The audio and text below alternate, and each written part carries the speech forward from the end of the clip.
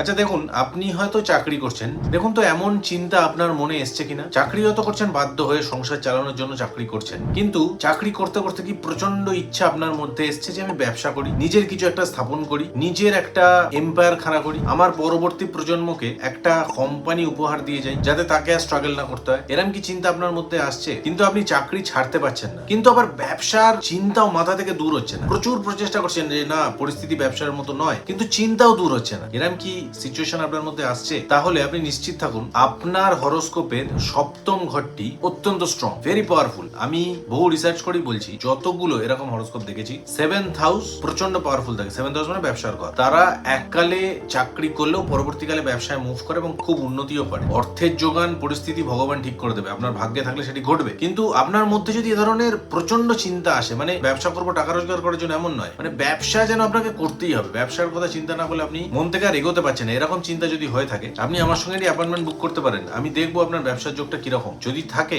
সঠিক টাইমিং থাকে দশা, সেই টাইমে স্টার্ট করলেই সাকসেস আসবে। ঘুরে আর আপনাকে দেখতে হবে না, সাকসেস আসবেই। কিন্তু এই যে সিমটম, প্রচন্ড ইচ্ছা, মানে রক্তে রক্তে শিরায় শিরায় ব্যবসার ইচ্ছা আপনাকে বইতে হবে। ধন্যবাদ।